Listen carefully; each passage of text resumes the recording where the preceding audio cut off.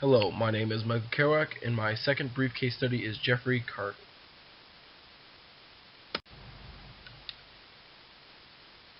Carney entered the Air Force in December of 1980. From April 1982 to April 1984, he was assigned to the 6,912th Electronic Security Group, Electronic Security Command of Tempelhof Central Airport in Berlin as a linguistic and intelligence specialist, with duty station at the 6,912th Marine Field Site. Carney quickly became deluged with the Air Force and his intelligence-gathering operations, and there were several stories of him attempting to turn to his badge and quit in protest. His first-hand experiences during the dangerous days at NATO exercise Able Archer 83 strengthened his resolve to help avoid a nuclear conflict. Later, lonely, alienated, and under psychological stress, he felt he had no one to talk about his problems. He had intended to defect to East Germany on his first crossing, but he allowed himself to be drawn into espionage by East Germany intelligence agents who expertly manipulated him and claimed his complete loyalty.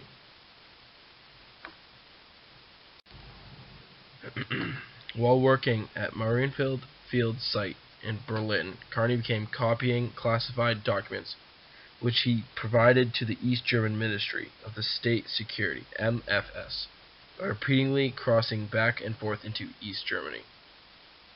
In 1984, he was involuntarily transferred to Goodfellow Air Force Base in Texas to work as technical instructor. Unfortunately, Carney believed Goodfellow AFB was a training base with no real-world intelligence of any interest to the MFS.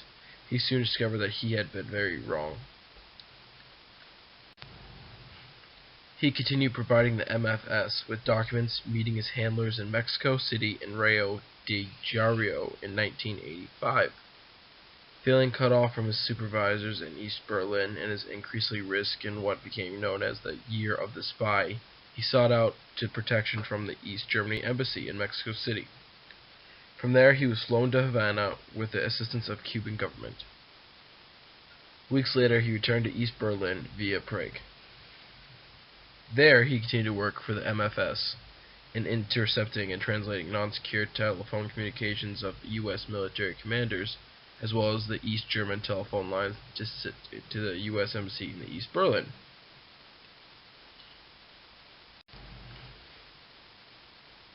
During the course of his spying, Carney provided the MFS and other socialist bloc intelligence services with more than 100 top-secret U.S. military documents.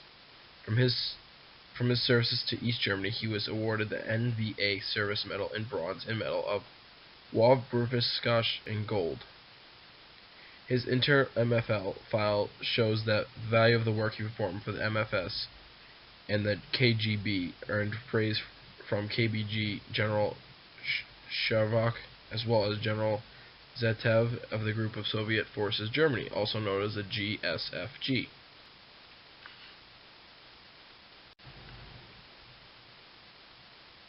A break in the case came after the fall of the Berlin Wall in November 1989, when many MFS records became available to foreign investigations and journalists. In April of 1991, he was located with the help of at least two former MFS intelligence officers turned informant. In preparation of his apprehension, he was quickly assigned to the 7,350th Air Base Group at his former base, Tempelhof Central Airport, several months before his apprehension. Ironically, his assessment with official had the unintended consequence of assigned Carney to a unit that supported Desert Shield/Desert Storm in 1991. As a result, Carney received the National Defense Security Medal while in solitary confinement at Fort Leavenworth, Kansas, several years later. On the 22nd of April 1991, Carney was apprehended on a public street by AFOSI agents near his residence in what was used to be the Soviet sector of Berlin. Immediately following his apprehension, he was taken to Tempelhof Airport and identified. After nearly 28 hours of intense interrogation, Carney refused to answer any more questions after his repeated requests for counsel and had been initially denied. At this point, the AFOSI is consulting with the other U.S. agencies. Decided to quickly remove Carney from German territory. He was secretly then flown to the United States aboard military aircraft in the following day.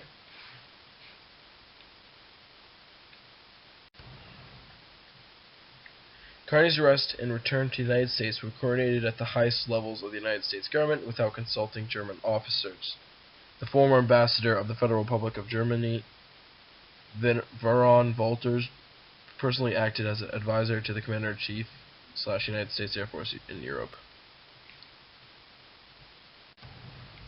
Carney pleaded guilty to charges of espionage, conspiracy, and indecision, and was sentenced in December of 1991 to 38 years in prison. Carney served the mandatory portion of his sentence in both Quantico, Virginia, and later the United States Disciplinary Barracks in Fort Leavenworth, Kansas. Carney was then released in 2002 after serving 11 years, 7 months, and 20 days on a 20-year sentence in accordance with a pretrial agreement.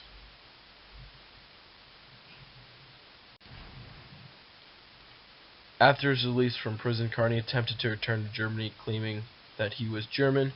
However, as East Germany had ceased to exist, and since his passport had expired, German authorities refused to grant him a passport. He is now reported to living in Idaho. In November 2011, Carney submitted a lengthy manuscript detailing his life as a spy to the United States Air Force for security review.